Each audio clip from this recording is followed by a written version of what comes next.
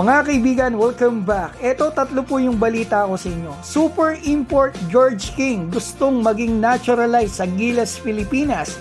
Kiefer Avena nagpasikat sa bagong team sa preseason. Nagpinoy step pa. Kai Sotto may tuna pala kaibigan sa Lunes at nabalita pa ito dito sa Japan. Simulan po natin sa American import ng Blackwater Bossing. Si George King kaibigan, grabe ang impact na nagawa nito sa kanyang team. 3 panalo agad pagdating nito dito sa PBA. Ito po ay 6'6" ang height at naihalin tulad po ito sa ating naturalized player na si Justin Brownlee. At todo papuri nga si Justin Brownlee sa player na ito after nila magkaharap. At sinabi pa po ni Justin na si George King daw ay isa sa pinakamagaling na import ngayong season. At akalain mo kaibigan sa panayam po sa kanya dito sa Power and Play ni Sir Nolly Ayala. Maraming salamat po. Natanong po ito about dito sa pagiging Gilas naturalized player. At dito nga nasabi nito na napapag-usapan na nila ito at gusto daw talaga niya man-naturalize sa Gilas. Naturalized as a replacement for Justin Brownlee? It's a hypothetical question.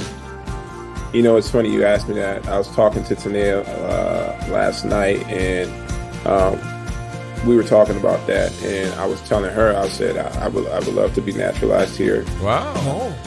Ano sa palagay mo kaibigan? Maganda bang i-naturalize din ng Gilas etong si George King? Oo o hindi? At bakit? Mag-comment ka dyan sa baba kaibigan at bibigyan ko na po kayo ng balita at updates dito kay Kai. Kaibigan, eto nung nakaraan nag-tune up game po sila kay dito nga sa Chiba Jets nila Yuta Watanabe. Natalo po pala sila kay dito mga kaibigan, pero maganda po yung nilaro ni Kai. Kulang lang talaga po yung team nila kay hindi nakalaro yung ibang players, pati na po yung import nila na si Jeff Gibbs. At nalaman ko mga kaibigan sa Lunes, may tune up game po pala ulit sila kay mukhang closed door na naman ito. September 16. Kaibigan, nakita ko po pala sa story ng trainer ni Kai, si Coach Mel Lantin. Eto mga kaibigan, mukhang monitor talaga ni Coach Mel si Kai kahit wala pa po siya dito sa Japan. At ang dami na rin po talaga nakakapansin sa pagganda ng katawan at tinding ni Kai.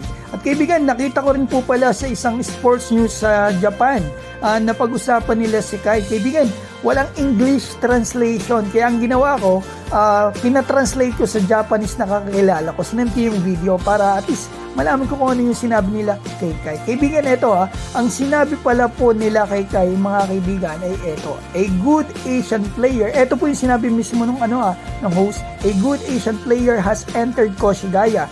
It's a big good thing for the team. He also played well for the Philippines in the OQT before Paris Olympics. If Kai Sotto had been in the last game, he might have been able to participate in the Olympics. Kai Sotto is a very impactful player. I'm looking forward to see how he grew up after OQT. So eto mga kaibigan, balitaan ko naman po kayo kay Kiefer Avena. Ito po yung preseason game niya kanina lang mga kaibigan dito sa Yokohama B. Corsair na dati pong team ni Kai Sotto. Ang ganda naman ng Pinoy step doon ni Kiefer Avena. Mga kaibigan, kitang-kita nyo yan. Yan yung galaw na matagal na niyang ginagawa kaibigan. Signature move yan ni Kiefer Avena. So itong mga kaibigan, wala dito si Yuki Kawamura. Sinabi ni Yuki before na kalagitnaan nitong September, ililipad na siya sa Amerika para sa kanyang NBA, sa Memphis Grizzlies. So ito mga kaibigan, ano mo sasabi nyo dito sa ating video na ito? Marami akong binalita sa inyo. I'm sure na marami rin po kayong gustong sabihin.